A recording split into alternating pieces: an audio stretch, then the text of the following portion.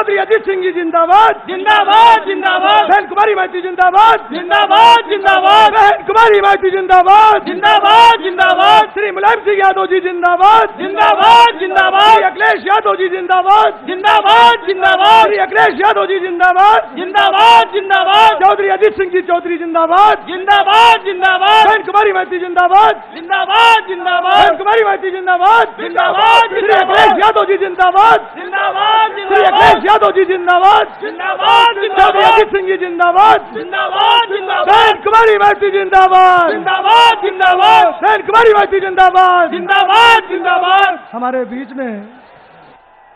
आज की बहुजन समाज पार्टी की राष्ट्रीय अध्यक्ष, व समाजवादी पार्टी की राष्ट्रीय अध्यक्ष, व लोकदल के राष्ट्रीय अध्यक्ष हमारी नेता बहन जी हमारे बीच में आ चुकी हैं। श्री अखिलेश यादव जी भी हमारे बीच में आ चुके हैं। श्री अजीत चौधरी जी भी हमारे बीच में आ चुके हैं। मैं तीनों राष्ट्रीय अध्यक्ष का अपने जन समूह की तरफ से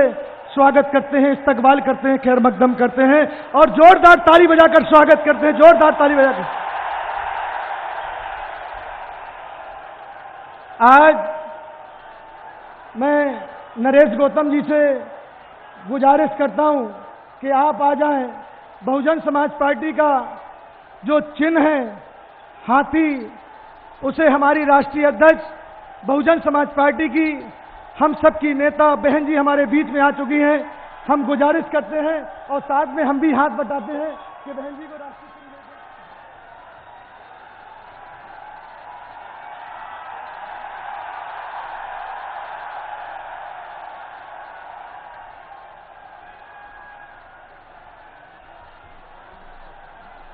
अब मैं नरेश उत्तम साहब से, जो प्रदेश के अध्यक्ष हैं समाजवादी पार्टी के, हम उनसे गुजारिश करते हैं समाजवादी पार्टी का चिन्ह साइकिल देकर श्री अखिलेश यादव जी का, आदरणीय अखिलेश यादव जी का स्वागत करें, जोरदार ताली बजाकर स्वागत करें। अब मैं बहुजन राष्ट्रीय लोकदल के जिला अध्यक्ष रुद्रसेन जी से,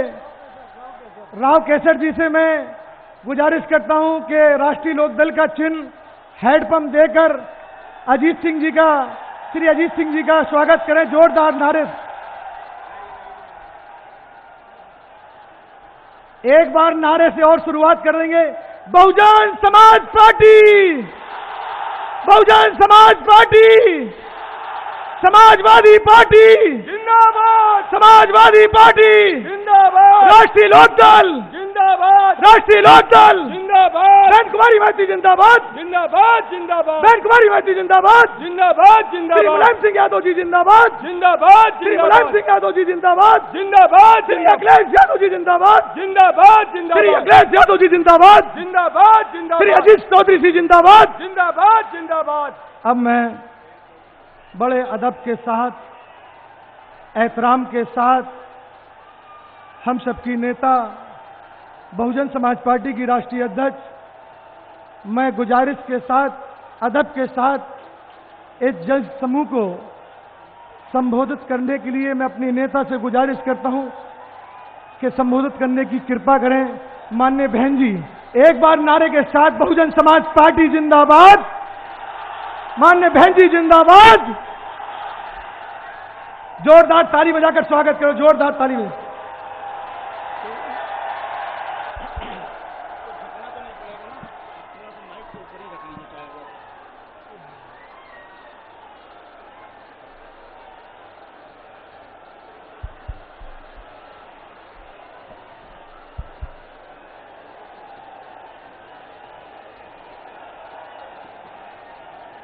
पूरे देश के तहत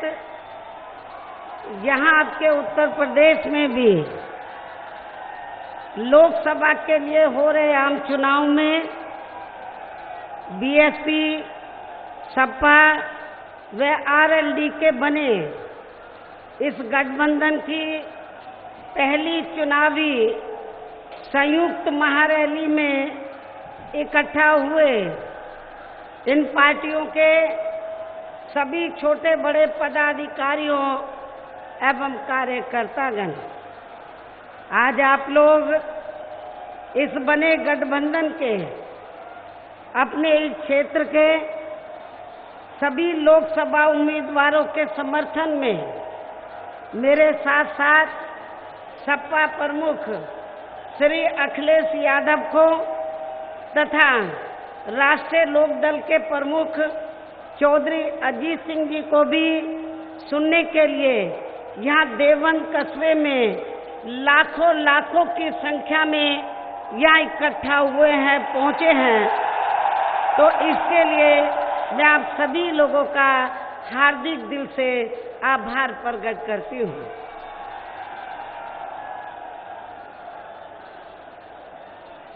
और खासकर इस रैली में, इस महारैली में मैं अपनी महिलाओं की तो बहुत ज़्यादा शुक्रगुजार हूँ जो आज ये अपने सभी कामकाज छोड़कर हमें सुनने के लिए यहाँ अपार संख्या में पहुँची है। इसके साथ ही मुझे अब ऐसा लगता है कि आज जैसे ही आपकी इस अपार भीड़ की जानकारी प्रधानमंत्री श्री नरेंद्र मोदी को मिलेगी तो फिर वे इस बने गठबंधन से घबराकर अब जरूर पगला जाएंगे।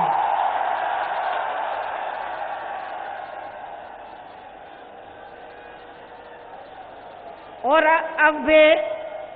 यहाँ कभी भी अपने इस गठबंधन के बारे में शराब के साथ साथ और भी ना जाने क्या क्या बोलने लग जाएंगे, जिनका अब आपको कुछ भी संज्ञान नहीं लेना है। लेकिन अब इनके इस घबराहट से आपको ये जरूर मानकर चलना चाहिए कि इस बार चुनाव में या खासकर उत्तर प्रदेश से भारतीय जनता पार्टी जा रही है और गठबंधन आ रहा है।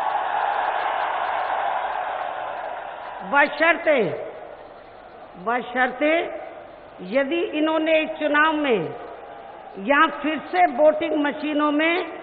कोई बेईमानी व गड़बड़ी आदि नहीं की। लेकिन अब मैं आप लोगों का ध्यान इस चुनाव में यहाँ उत्तर प्रदेश स्टेट में बने अपने इस गठबंधन को कामयाब बनाने के लिए कुछ जरूरी बातों की तरफ दिलाना चाहती हूँ। और इस संबंध में मैं आप लोगों को ये कहना चाहूँगी कि आज़ादी के बाद काफ़ी लंबे समय तक केंद्र में व देश के अधिकांश राज्यों में भी ज़्यादातर सत्ता यहाँ शुरू में कांग्रेस पार्टी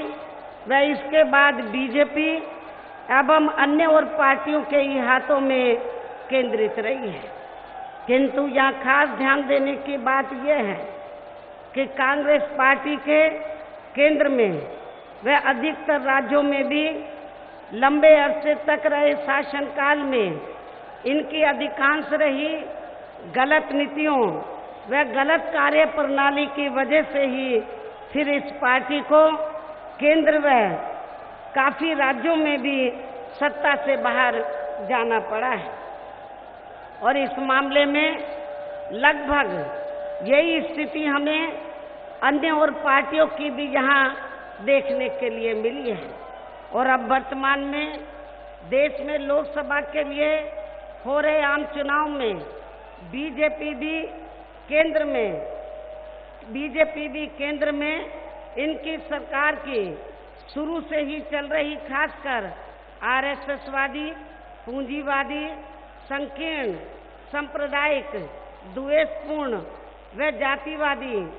गलत नीतियों एवं गलत कार्य प्रणाली की वजह से इस बार सत्ता से जरूर बाहर चली जाएगी। भारतीय जनता पार्टी इस बार सत्ता से जरूर बाहर चली जाएगी। और अब इस चुनाव में इनकी कोई भी नाटकबाजी व जुमलेबाजी आदि काम में आने वाली नहीं है। और खासकर इस बार इनकी चौकीदारी की नाटकबाजी भी इनको नहीं बचा पाएगी।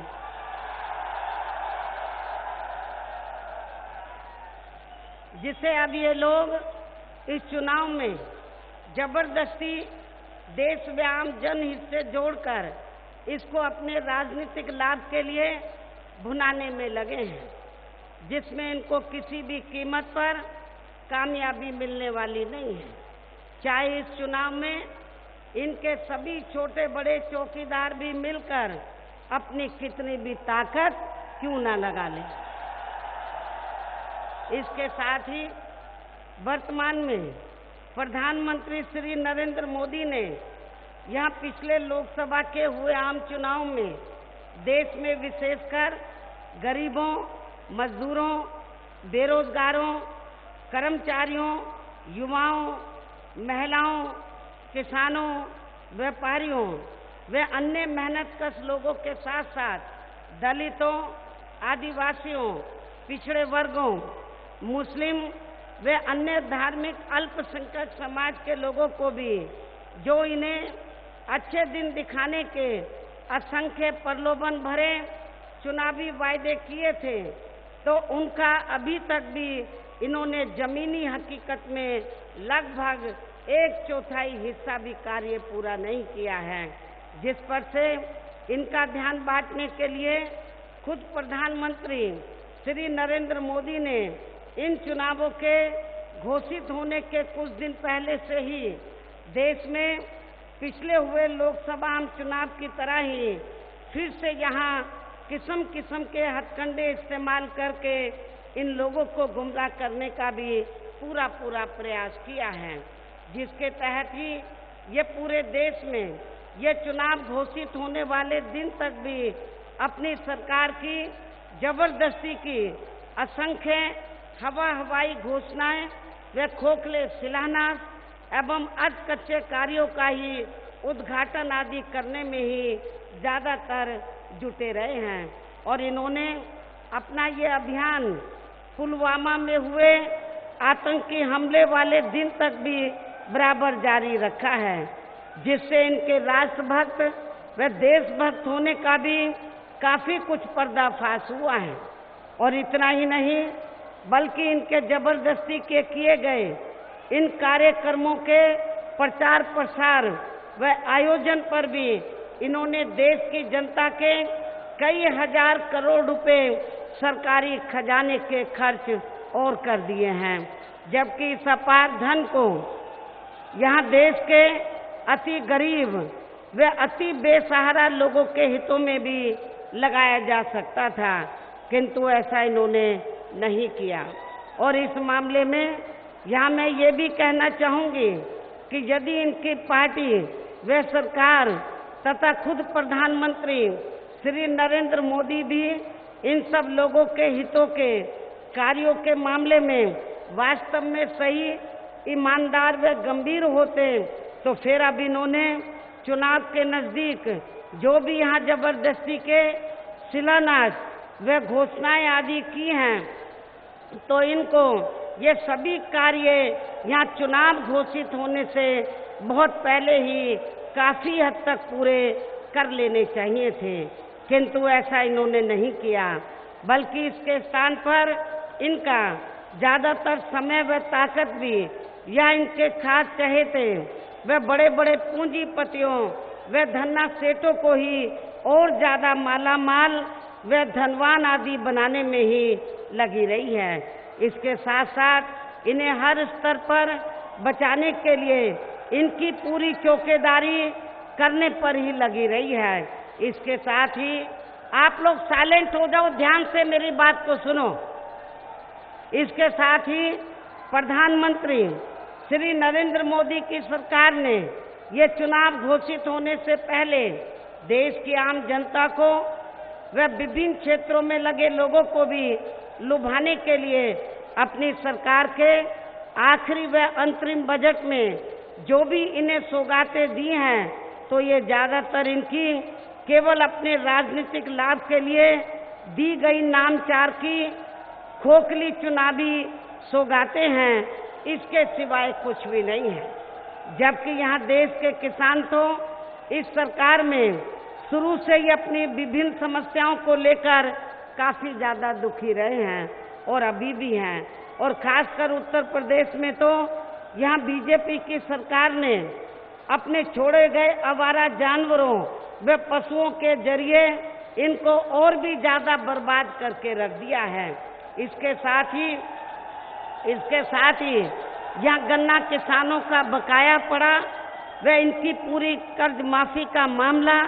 तथा इन्हें मिलने वाली सभी सरकारी सुविधाएं भी ज्यादातर अब इनकी सरकारी फाइलों में या फिर इनकी खोखली बयानबाजी में ही सिमट कर रह गई हैं। जबकि आप लोगों को ये मालूम है कि जब उत्तर प्रदेश में मेरे नेतृत्व में यहाँ सरकार चल रही थी तो मैं पश्चिमी यूपी के किसान भाइयों को ये कहना चाहती हूँ कि मेरी सरकार ने पूरे उत्तर प्रदेश में, आपके पश्चिमी यूपी में ही नहीं बल्कि पूरे उत्तर प्रदेश में किसानों का और खासकर गन्ना किसानों का जो बकाया पड़ा था तो उसको हमने पूरा अदा कराया। और इतना ही नहीं, जिन प्राइवेट मिल मालिकों ने किसानों का बकाया नहीं दिया तो मेरी सरकार ने बिना कोई देरी किए हुए उन्हें जेल की सलाखों के अंदर भेज दिया था। ये भी आप लोगों को मालूम है। और मैं आज आप लोगों को ये विश्वास दिलाना चाहती हूँ कि यदि केंद्र में हमें सरकार बनाने का मौका मिला तो फिर पूरे देश में राज्यों को इतने सख्त निर्देश दिए जाएंगे, फिर किसानों का किसी भी फसल का बकाया आप लोगों को नजर नहीं आएगा। इसी प्रकार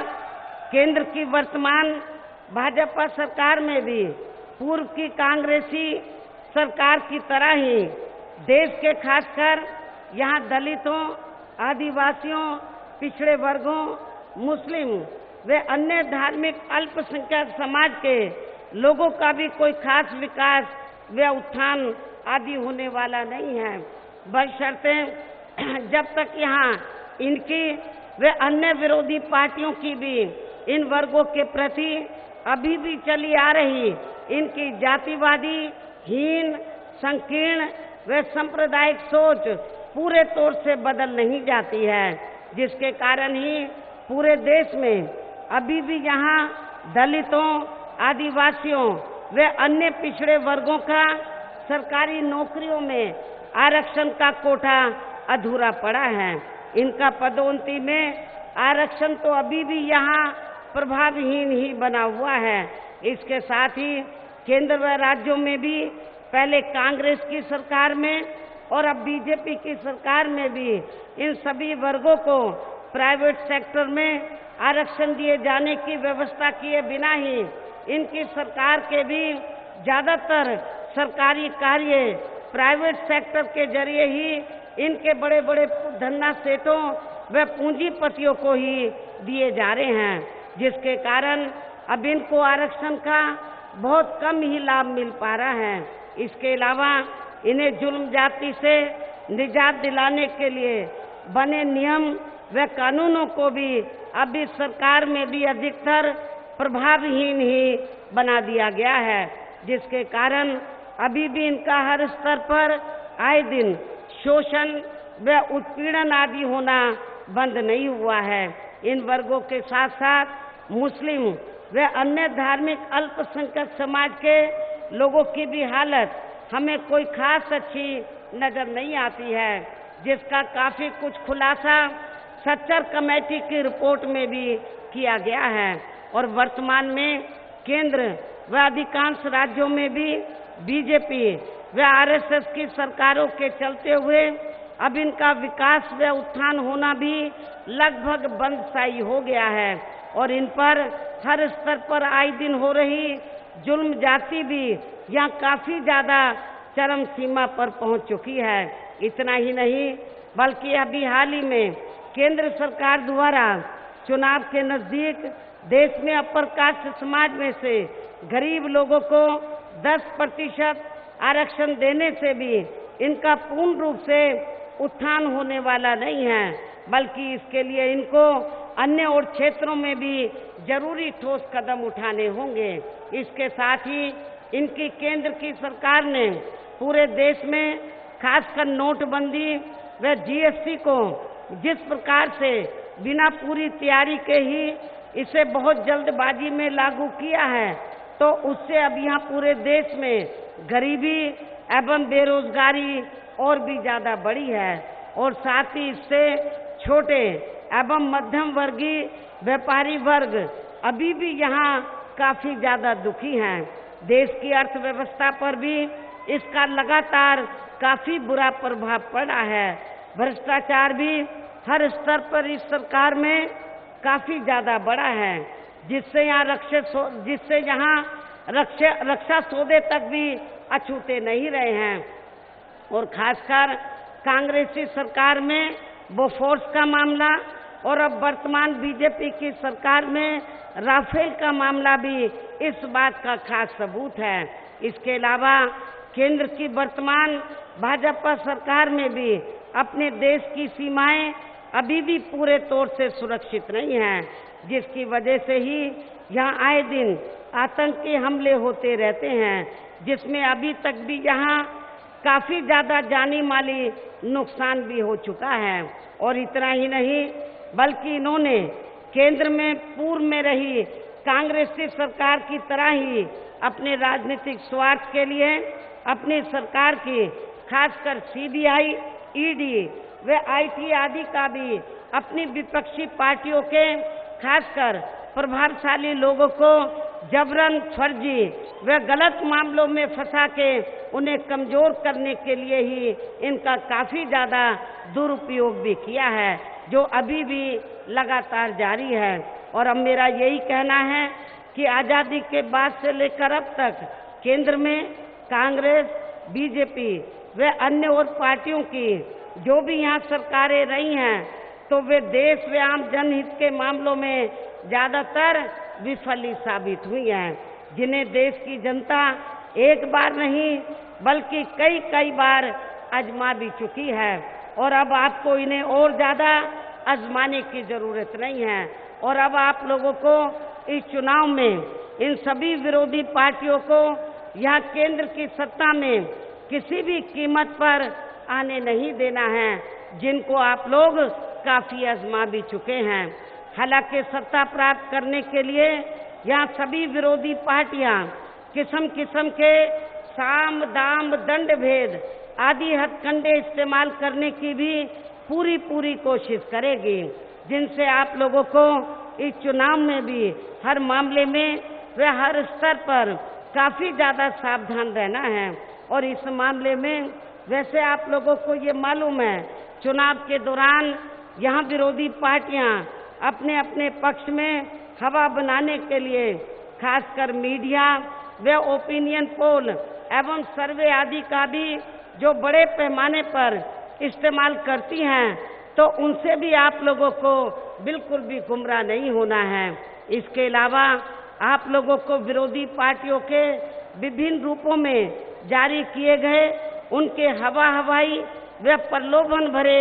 चुनावी घोषणा पत्रों के भी बहकावे में कतई नहीं आना है, जिन्हें ये पार्टियां चुनाव खत्म होने के बाद ज्यादातर दरकिनारी कर देती है। और अब जिन पर से देश की जनता का अधिकांश विश्वास ही उड़ता चला जा रहा है, जिसकी खास वजह से ही हमारी पार्टी यहाँ दूसरी पार्टियों की तरह किसी भी चुनाव में अपना कोई भी चुनावी घोषणा पत्र आदि जारी नहीं करती है। और वैसे भी हमारी पार्टी कहने में बहुत कम और कार्य करके दिखाने में ही ज्यादा विश्वास रखती है। और इस संदर्भ में मैं खासकर बीजेपी व कांग्रेस पार्टी के बारे में भी ये कहना चाहूंगी कि बीजेपी ने देश में पिछले लोकसभा के हुए आम चुनाव में अपने जारी किए गए चुनावी घोषणा पत्र में या केंद्र में अपनी सरकार बनने पर देश की जनता को जो अच्छे दिन दिखाने के असंख्य प्रलोभन भरे चुनावी वायदे किए थे, तो इनके अब ये अधिकांश चुनावी वायदे केंद्र में पूर्व की रही कांग्रेसी सरकार की तरह ही यहाँ खोखले ही साबित हुए हैं। और इस मामले में इनका विशेषकर देश के हर गरीब को 15 से 20 लाख रुपए के हिसाब से देने का ये वायदा भी अब यहाँ पूरी तरह से गरीबों के लिए एक मजाक सा ही बनकर रह गया है। इसके साथ ही इस पार्टी का सबका साथ व सबका विकास की कही गई ये बात भी अब केवल यहाँ एक जुमलेबाजी ही बनकर रह गई है। और इतना ही नहीं बल्कि चुनाव में अब इसी प्रकार के प्रलोभन भरे चुनावी वायदे कांग्रेस पार्टी भी कर रही है, जिनकी सरकार को इस मामले में पूर्व में यह देश की जनता काफी वर्षों तक आजमा चुकी है, जिसके कारण ही अब ये कांग्रेस पार्टी केंद्र के साथ साथ काफी राज्यों की भी सत्ता से बाहर हो चुकी है। और अब फिर से इस चुनाव में खासकर इस पार्टी के यानी कि कांग्रेस पार्टी के मुखिया ने देश के अति गरीब लोगों के वोटों को लुभाने के लिए इनको हर महीने 6,000 रुपए के हिसाब से देने की जो ये बात कही है, तो इससे भी इनकी गरीबी को दूर करने का कोई स्थायी हल निकलने वाला नहीं है। और वैसे भी केंद्र व राज्यों में हर 5 वर्ष में यहाँ ज्यादातर सत्ता परिवर्तन ही होते रहते हैं, जिसे खास ध्यान में रखकर हमारा इस संदर्भ में ये कहना है कि यदि केंद्र में हमें सरकार बनाने का मौका मिलता है तो तब फिर हमारी सरकार यहाँ देश में अति गरीब परिवारों को हर महीने 6,000 रुपए देने की बजाय बल्कि इसके स्थान पर उन्हें सरकारी व गैर सरकारी क्षेत्रों में स्थायी रोजगार देने की ही पूरी व्यवस्था करेगी। और वैसे भी बीएसपी की सोच व नीति के मुताबिक ये जटिल समस्या यहाँ हर हाथ को काम देने से ही केवल दूर हो सकती है। इसलिए बीजेपी की तरह कांग्रेस पार्टी के भी इस प्रलोभन भरे वायदे के बहकावे में या अति गरीब लोगों को कतई भी नहीं आना है, जबकि इस मामले में सभी ये जानते हैं कि इसी प्रकार की पूर्व में या कांग्रेस पार्टी द्वारा गरीबी हटाओ के नाम पर बनाए गए 20 सूत्रीय कार्यक्रम की नाटकबाजी इनकी दादी इंदिरा जी ने भी की थी। लेकिन इस संदर्भ में खास ध्यान देने की बात ये भी है कि यहाँ कांग्रेस, बीजेपी व अन्य विरोधी पार्टियों को भी केवल चुनाव के समय में ही या फिर सत्ता से बाहर रहकर ही इनको देश के खासकर अति गरीबों को 15 से 20 लाख रुपए देने की व अब हर महीने 6,000 रुपए देने की तथा इनके लिए अनेक और कार्य करने की ही याद क्यों आती है, ये भी सोचने की बात है। अर्थात इन पार्टियों को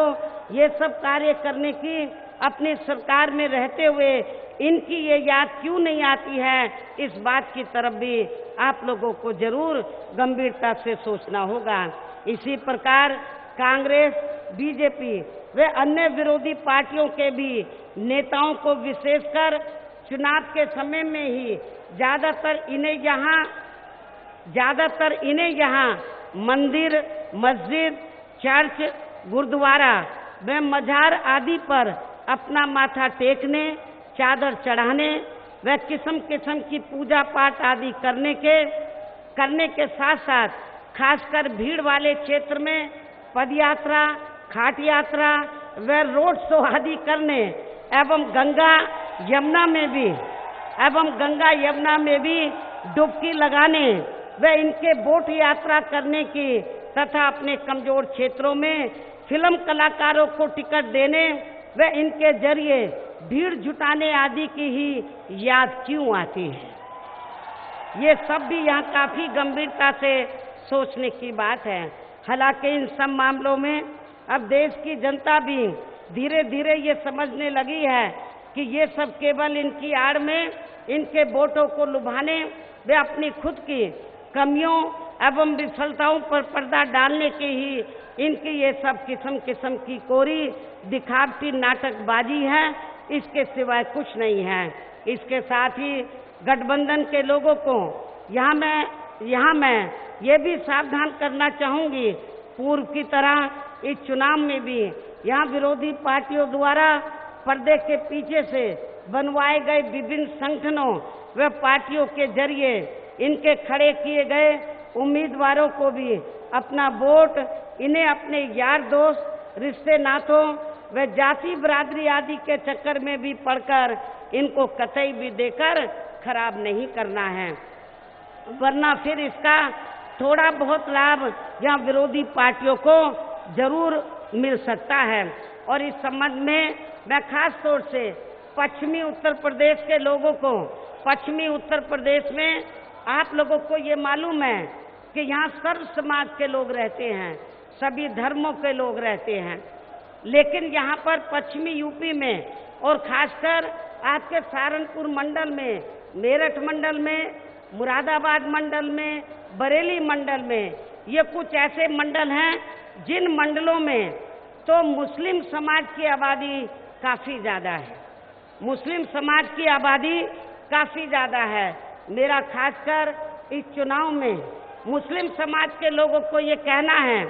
आप लोगों को मैं ये सावधान करना चाहती हूँ और आप लोगों को भी मालूम है कि पूरे उत्तर प्रदेश में कांग्रेस पार्टी इस लायक नहीं है कि वो भारतीय जनता पार्टी को टक्कर दे सके। गठबंधन ही इस लायक है कि वो भारतीय जनता पार्टी को टक्कर दे सकता है। इसलिए मैं खास तौर से मुस्लिम समाज के लोगों को ये कहना, सावधान करना चाहती हूँ। इस बात का एहसास कांग्रेस को भी है, लेकिन कांग्रेस पार्टी ने मुझे ये जानने के लिए मिला है, कांग्रेस पार्टी ये मानकर चल रही है हम जीते या न जीते लेकिन गठबंधन नहीं जीतना चाहिए। तो इसलिए कांग्रेस पार्टी ने, जो मुझे रिपोर्ट मिल रही है, ज़्यादातर कांग्रेस पार्टी ने तो जगह जगह ऐसी जाति और ऐसे धर्मों के लोगों को खड़ा किया है जिससे भारतीय जनता पार्टी को फायदा पहुंच जाए। तो इसलिए मैं मुस्लिम समाज के लोगों को ये कहना चाहती हूँ, मैं ज़्यादा दूर की बात आप लोगों के सामने नहीं रख रही हूँ, मैं सहारनपुर लोकसभा की सीट की बात आपके सामने रख रही हूँ। आप लोगों को मालूम है सहारनपुर लोकसभा की सीट के मुसलमानों को ये मालूम है कि हमारे कैंडिडेट का, हमारा ये जो मुस्लिम समाज का कैंडिडेट है, तो इसका टिकट हमने बहुत पहले फाइनल कर दिया था, लेकिन कांग्रेस पार्टी का टिकट फाइनल नहीं था। तो इन कांग्रेस को भी मालूम है कि सहारनपुर में कांग्रेस को कोई और दूसरा वोट मिलने वाला नहीं है, लेकिन मुस्लिम समाज के लोगों को मैं ये बताना चाहती हूँ, आप लोगों को अपना वोट बांटना नहीं है, बल्कि आप लोगों को एक तरफा अपना वोट बीएसपी के लोगों को, बीएसपी के यानी कि समाजवादी पार्टी और आरएलडी के उम्मीदवारों को ही देकर तो आप लोगों को इन्हें कामयाब बनाना है। और आप लोगों को ये भी मालूम है कि हर लोकसभा की सीट पर काफ़ी बड़ी तादाद में बीएसपी का बेस वोट है और अब तो समाजवादी पार्टी के लोग भी मैदान में उतर पड़े हैं, हमारे जाट भाई भी मैदान पे उतर पड़े हैं, सर्व समाज के लोग मैदान में उतर पड़े हैं। तो मुझे ऐसा लगता है, मैं खास तौर से मुस्लिम समाज के लोगों को ये कहना चाहती हूँ कि आप लोगों को भावनाओं में बहकर, रिश्ते नातों यार दोस्तों के चक्कर में आकर अपने वोट को बांटना नहीं है। यदि आपको इस चुनाव में बीजेपी को हार का मुंह उत्तर प्रदेश से दिलाना है तो आप लोगों को अपने वोट को बांटना नहीं है, बल्कि एक तरफ अपना वोट गठबंधन के उम्मीदवारों को देना है। चुनाव में बीजेपी को केंद्र की सत्ता में आने से रोकना है और फिर इसके बाद आगे चलकर इस पार्टी को उत्तर प्रदेश की सत्ता में भी आने से जरूर रोकना है। उत्तर प्रदेश से भी तो मोदी के साथ साथ योगी को भी भगाना होगा आपको, तभी फिर यहाँ केंद्र व उत्तर प्रदेश में भी, तभी फिर यहाँ केंद्र व उत्तर प्रदेश में भी बीजेपी के चल रहे, खासकर इनके जातिवादी, संकीर्ण, सांप्रदायिक, द्वेषपूर्ण व पूंजीवादी तथा अहंकारी तानाशाही व अन्याय वाले राज से भी काफी कुछ मुक्ति मिल सकती है। इन्हीं जरूरी बातों के साथ ही अब मेरा यही कहना है कि आप लोगों को अपने खुद के वे अपने प्रदेश के एवं देश के भी हित में अपने वोटों को इन सभी विरोधी पार्टियों को न देकर केवल यहाँ अपने बने इस गठबंधन को ही देना है,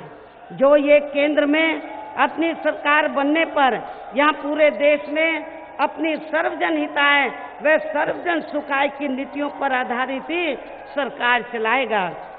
इसके साथ ही केंद्र से जुड़ी उत्तर प्रदेश की जो भी यहाँ स्थानीय समस्याएं होंगी, खासकर पश्चिमी उत्तर प्रदेश की, इसके साथ ही केंद्र से जुड़ी